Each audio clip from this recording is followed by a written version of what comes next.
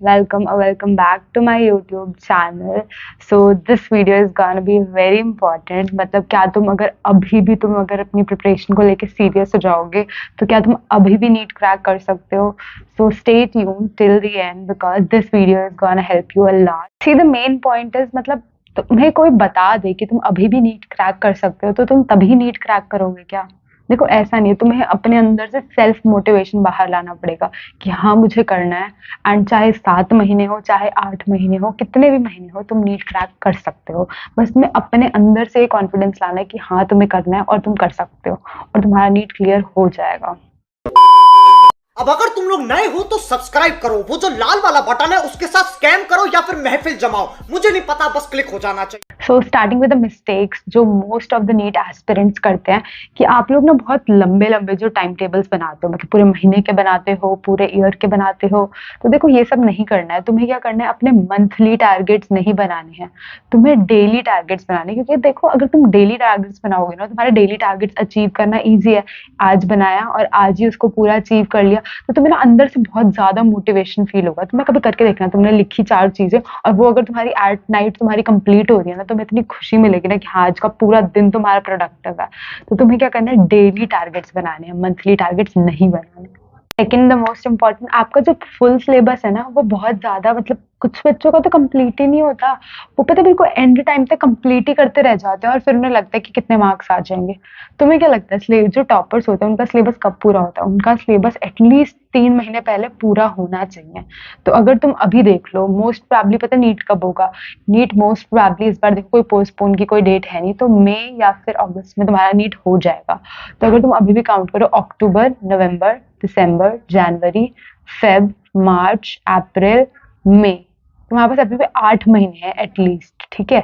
और इस 8 महीनों में से तुम्हें एटलीस्ट 2 महीने, लास्ट के 2-2.5 महीने तुम्हें फुल मार्क्स के लिए रखने हैं। जब तुम सिर्फ मार्क्स ज्यादा से ज्यादा प्रैक्टिस करोगे और रिवीजन करोगे फालतू में, तब पढ़ना नहीं है। तो तुम्हारा एटलीस्ट मार्च के मिड तक सिलेबस पूरा होना चाहिए, मतलब बिल्कुल कंप्लीट। अगर तुम्हारा अभी भी कोर्स पूरा नहीं है ना तो डिटेल्ड लेक्चर्स छोड़ दो, वन शॉट्स देखना चालू कर दो, पर सिलेबस खत्म करो। क्योंकि सिलेबस खत्म नहीं होगा ना तो नीट कभी नहीं होने वाला। क्योंकि मेन पॉइंट नीट के अंदर तो यही है कि तुम्हें अब से पता नीट में क्या आता है, मतलब आसान आता है पेपर, बट वो कहीं से कुछ भी पूछ लेते हैं। तो मतलब तुम्हें यही नहीं पता किसकी ज्यादा वेटेज है किसकी कम। तुम्हें सब कुछ करना है, सबको इक्वल इंपॉर्टेंस से पढ़ना है, कहीं से भी पेपर आ सकता है, ठीक है। तुम्हें इक्वल इंपॉर्टेंस से सब कुछ पढ़ना है एंड टाइम बिल्कुल बराबर देते हुए। ऐसा नहीं कि जेनेटिक्स ज्यादा आएगा, इससे कभी कहीं से भी ज्यादा आ जाएगा, ठीक है। ऑफ फोकसिंग ऑन मतलब थोड़ा सा पढ़ने को, उसी को बार बार पढ़ना, सब कुछ पढ़ो, वन शॉट से पढ़ो और पूरा कोर्स कंप्लीट करो। तो तुम्हें क्या करना है, मार्च तक अपना पूरा का पूरा कोर्स खत्म कर देना है, ठीक है।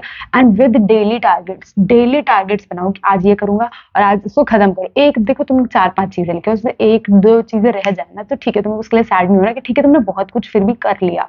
बट हाँ, तुम 5 चीजें लिख रहे हो उसमें से 2 कर रहे हो तो फिर ये तो बहुत गलत है, ठीक है।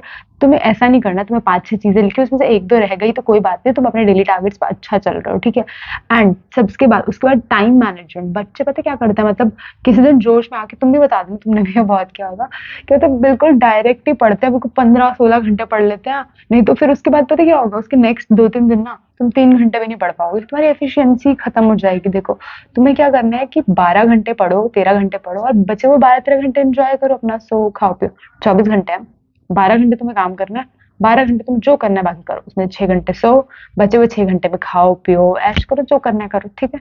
तो तुम्हें मतलब एक बैलेंस करके रखना है क्योंकि कंसिस्टेंसी ही तुम्हें नीट क्रैक कराएगी, ठीक है। तुम ये करोगे ना कि नहीं बिल्कुल एक दिन बिल्कुल बैठ के 15 घंटे पढ़ लिया और उसके बाद 2-3 दिन बाद तुम इतने थक जाओगे ना और तुम्हें इतना लगेगा कि इतना पढ़ना पड़ता है, फिर तुमसे 3 घंटे भी नहीं पढ़ा जाएगा। तो क्या हुआ तुम्हारा वेस्ट, क्या हुआ, उसको डिवाइड करो 15 और 3 को, कितने हुए तुम्हारे 19 घंटे 2 दिन का, तो 8-8 घंटे 10-10 घंटे हुए तुम्हारे। और इसकी जगह तुम एक दिन में 12-10 घंटे पढ़ोगे ना, तुम्हारी ज्यादा अच्छी एफिशिएंसी और ज्यादा अच्छी प्रोडक्टिविटी निकल के आएगी। तो तुम्हें क्या करना है, फिक्स पढ़ना है हर दिन विद डेली टारगेट्स। ठीक है, तो ये सारी चीजें करनी है। ये तुम्हारी मिस्टेक्स होती हैं जो बहुत ज्यादा नीट एस्पिरेंट्स करते हैं। टाइम टेबल अच्छे से बनाओ, टाइम मैनेज अच्छे से करो, रोज कंसिस्टेंटली इतना ही पढ़ना है। थोड़ा अपने आप को वर्कआउट भी दो, कुछ और अच्छी चीजें तो मुझे लगती हैं थोड़ा उसमें भी टाइम दो। मतलब बस यही नहीं कि सिर्फ पढ़ना पढ़ना पढ़ना है, खुद को ना बोर नहीं होने देना। जब तुम्हें लग रहा है ना कि नहीं नहीं पढ़ा जा रहा, तो छोड़ के उठ जाओ। ऐसा नहीं कि बिल्कुल बैठे रहना, कि तुम अपने आप को प्रेशर से दे के पढ़ोगे ना, तुमसे और नहीं पढ़ा जाएगा और उसका कोई बेनिफिट नहीं होने वाला। तो प्रेशर में आके मत। अब मैं तुम्हें स्ट्रैटेजी बताती हूँ कि तुम्हें कैसे 8-9 महीने में अपना मतलब पूरा का पूरा कोर्स खत्म करना है विद बिल्कुल बहुत अच्छे मार्क्स। क्योंकि तुम्हें पता है, मतलब मैंने भी जो स्कोर किया ना, मैंने एटलीस्ट तुम्हें पता है मैंने 11th-12th में इतनी सीरियसली नहीं पढ़ा है सच में। मतलब जो टॉपर्स होते हैं ना, मतलब जिनके 720 अप्रॉक्स 700 प्लस आते हैं, मतलब देखो उनने तो सच में पढ़ा होता है। लाइक मतलब वो बहुत ज्यादा 11th से सीरियस होते हैं, 12th से सीरियस होते हैं, बिल्कुल पूरे टाइम सीरियस होता है। बट मैं ऐसी नहीं हूँ। मैं मेरे को 12th के बाद मतलब एंड के टाइम पे होश आया था कि नहीं नीट भी करना है। तो मतलब तुम ये देख सकते हो कि मैंने भी क्लियर कर लिया ना। तुम ये चीजें मतलब देखो, जिसके मार्क्स आ गए हैं, जो स्टार्टिंग से परफेक्ट चल रहा है, वो तुम्हें क्या बताएगा कि तुम्हें कैसे करना है। बट जिसने अपना थोड़ा टाइम वेस्ट किया है, उसके बाद भी वो ट्रैक पे आ गया, वो तुम्हें टिप्स बता सकते हैं, क्योंकि सारे बच्चे तो वही करते हैं मोस्टली। तो मैं तुम्हें बताती हूँ कि मैंने कैसे कैसे किया। ठीक है, तो मैंने 11th-12th में मतलब ऐसा नहीं है कि मैंने अच्छे से नहीं पढ़ा था, मैंने अच्छे से ही पढ़ा था। बट मैंने नीट को बिल्कुल फोकस होके कभी नहीं पढ़ा, क्योंकि मुझे लगता था कि बोर्ड ही करना है मुझे। एटलीस्ट बोर्ड में वो होता है ना 90% स्कॉलर्स बन जाओ, बहुत है। बट जब हमारा 12th के टाइम पे लॉकडाउन हो गया ना, तो मुझे लगा कि नहीं, मतलब वी हैव टाइम, मतलब वहां पास बहुत सारा टाइम है, तो मैं कर सकती हूँ। तो जो 6 महीने मतलब बोर्ड्स कैंसिल हुए एंड पेपर सितंबर में आता है 2021 में, तो मुझे लगा कि नहीं, 6 महीने हैं एंड 6 महीने बहुत ज्यादा लंबा टाइम होता है।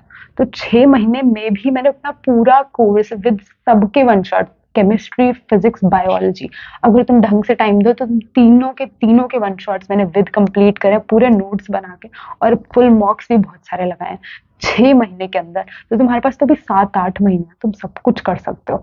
तो मैं बस तुम्हें ये बता रही हूँ कि अब तुम लॉन्ग लेक्चर्स पे मत जाओ, क्योंकि अब टाइम नहीं बचा है, अब तुम्हें मार्च के अंदर देना है, तो तुम फुल मार्क्स करो। अब मैं सबसे पहले तुम्हें बताती हूँ बायो के लिए। ठीक है, बायो के लिए 360 कैसे आएंगे, ठीक है, इस वीडियो के अंदर मैं सब कुछ कवर करने वाली हूँ। तो बायो के लिए 360, देखो सारे टॉपर्स क्या कहते हैं, एनसीईआरटी पढ़ो, एनसीईआरटी पढ़ो, एनसीईआरटी पढ़ो। बट कोई बताता है एनसीईआरटी कैसे पढ़नी है? कितने ज्यादा जो बच्चे जिनके अभी मार्क्स भी आए हैं, उनने भी स्टार्ट किया होगा बताना कि ऐसे से पढ़ो, ऐसे से पढ़ो। बट मैं सीरियसली तुम्हें पढ़ा रही हूँ एनसीईआरटी हाईलाइट सीरीज, मतलब उसके अंदर मैं तुम्हें बता रही हूँ कि कहाँ कहाँ से क्या क्या क्वेश्चन आते हैं। तो चैनल के ऊपर जरूर चेक करना, मैं डिस्क्रिप्शन में लिंक दे दूंगी मेरी एनसीईआरटी हाईलाइट सीरीज का। 2 चैप्टर अभी तक मैंने पढ़ा दिए हैं, तो वहां से देख सकते हो। ठीक है, एंड इसके बाद मैं बताती हूँ तुम्हें क्या क्या करना है। एनसीईआरटी हाईलाइट सीरीज अगर तुम्हें मेरे से नहीं करनी तो किसी टीचर से करो, बट एनसीईआरटी हाईलाइट सीरीज करो, क्योंकि एनसीईआरटी को जब तक तुम समझोगे ना, समझ के याद करना है एनसीईआरटी को। सिर्फ एनसीईआरटी को पढ़ना है, रीडिंग करके एनसीईआरटी से मार्क्स नहीं आएंगे। एनसीईआरटी की हर एक लाइन समझ के और पढ़ के ही मार्क्स आएंगे। तो तुम्हें एनसीईआरटी हाईलाइट सीरीज करनी है बायोलॉजी में, और फुल मार्क्स लगाओ। देखो पार्ट टेस्ट भी ना बहुत बच्चे लगाते हैं, उनके उसमें मार्क्स आते हैं, पर फुल में नहीं आते। तो तुम पता क्या करो, फुल लगाना स्टार्ट करो। डायरेक्ट चैप्टर पढ़ा, उसके पार्ट उसी दिन उसी का पीवाईक्यू कर लिया, और फुल मार्क्स लगाना। अगर तुम्हारा 70% सिलेबस हो गया ना, तो फुल मार्क्स लगाना अभी से शुरू कर दो। जब जब तुम्हारा चैप्टर कवर होता जाएगा ना, तुम्हारे फुल मार्क्स में मार्क्स बढ़ते जाएंगे, तुमने वो चैप्टर भी कर लिया, एड ऑन हो गया, तो तुम्हारे और मार्क्स बढ़ते जाएंगे, तुम्हें बूस्ट भी दिखेगा। तो अभी से अगर तुम्हारा 70-80% सिलेबस हो रखा है, पूरी 12th हो रखी है, 11th थोड़ी बहुत हो रखी है, फुल मार्क्स स्टार्ट कर दो। जितने फुल मार्क्स दोगे उतना ज्यादा बेनिफिट होगा। अभी बेशक 200 आएंगे 360 में से, बट एट द एंड तुम्हारे 300 क्रॉस करने लग जाएंगे, और नीट में तुम्हारे 350 क्रॉस कर जाएंगे। बस तुम्हें एनसीईआरटी को अच्छे से करना है।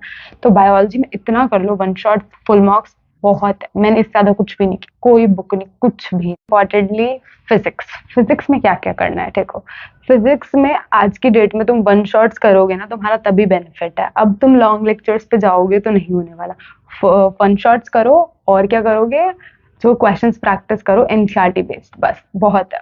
मतलब सच में मैंने इससे ज्यादा, मेरे पास जो 6 महीने थे ना, मैंने उसके अंदर उम्मीद बैच जो अलग सर का है ना, वो पूरा कंप्लीट किया अपना। मतलब उम्मीद बैच टाइप कर लेना, अलग पांडे सर का 2021 बैच क्लब ने कराया था। पूरा का पूरा 11th-12th अच्छे से पढ़ लो, पूरी फिजिक्स। उससे बेस्ट ना नीट के लिए कोई नहीं कराने वाला, वो करो। अगर तभी भी तुम्हें लगता है ना कि कुछ चीजें रह गई हैं, मतलब सिर्फ पीवाईक्यू सेंट्रिक है वो, तो फिर तुम तमन्ना चौधरी मैम के वन शॉट लेक्चर्स देख सकते हो। उनकी 2 प्लेलिस्ट है, एक डेल्टा क्रैश कोर्स एंड एक 30 डे कैप्सूल। मैं सब कुछ लिंक सबका लिंक डिस्क्रिप्शन में दे दूंगी, ठीक है। तो तुम वो सब करना, एंड उसके बाद तुम्हें क्या करना है, ठीक है। इनमें से ये 2 चीज़ें तुम कर लोगे ना उम्मीद बैच के, या तो एक ही कोई बैच कर लो, या तो इनके साथ क्लब करके, मतलब एक तमन्ना मैम का कर लो और एक फिजिक्स वाले सर का कर लो। इन दोनों का मिक्स करके कर लोगे ना, तुम्हारा सब कुछ हो जाएगा, फिर ए टू जेड सब कवर हो जाएगा। और तमन्ना चौधरी मैम के साथ क्वेश्चंस प्रैक्टिस करने लग जाओ। अगर तुम उनको एक बार फॉलो कर लोगे ना, तो तुम देख लोगे कि मतलब वो बहुत सारे क्वेश्चंस प्रैक्टिस कराते हैं। अभी वो 7,7,7,000 मतलब 7,777 क्वेश्चंस की एक सीरीज चला रही है। उसके अंदर वो सारे चैप्टर्स के ऊपर क्वेश्चंस करा रही है यूट्यूब पे ही। एंड वो पता है कभी कभी क्या करती है, अनअकैडमी का जो फ्री प्लेटफॉर्म है ना, उसके ऊपर भी क्वेश्चंस कराती है। तुम वहां पे भी जाके प्रैक्टिस कर सकते हो। बस तुम्हें उनके साथ क्वेश्चंस प्रैक्टिस करना, उनसे बेस्ट क्वेश्चंस फिजिक्स में कोई प्रैक्टिस नहीं कराएगा। और वो भी वो तुम्हें खुद कराती है ना। तुम पता क्या करो, जब वो क्वेश्चन आ रहा है ना, पहले उसे स्टॉप कर दो, खुद से सॉल्व करो पूरा का पूरा। एंड अगर हो रहा है तो ठीक है, नहीं हो रहा तो उनके साथ सोल्यूशन देख लो। इससे तुम्हारा टाइम भी वेस्ट नहीं होगा। जब तुम खुद बुक से करते हो तुम्हें खुद लगता होगा कितना ज्यादा टाइम वेस्ट होता है। तो तुम्हें ये नहीं करना है, खुद से करो। उनको फिर नहीं हो रहा है तो उनका देखो। एंड अगर कोई क्वेश्चन नहीं हो रहा है तो एक मिस्टेक कॉपी बनाओ, उसके अंदर सब कुछ लिखो। और भी मैंने बहुत सारी चीजें बताई हुई है फिजिक्स केमिस्ट्री में, इंडिविजुअली क्या क्या करना है, तुम वो वीडियोस भी चेक कर सकते हो। तो फिजिक्स में तुम्हें ये करना है। Now comes the chemistry. Chemistry के अंदर एनसीईआरटी इज द बाइबल। अगर तुम एनसीईआरटी को समझ के पढ़ लोगे ना, बायो में जैसे है, तो तुम्हारी एनसीईआरटी हो जाएगी, एक्सेप्ट फॉर फिजिकल केमिस्ट्री, ठीक है। तुम्हें ऑर्गेनिक के अंदर एनसीईआरटी से बाहर इतना सा भी जाने की जरूरत नहीं, इतना सा भी, बस तुम सारे टेबल्स डायग्राम सब कुछ पढ़ो।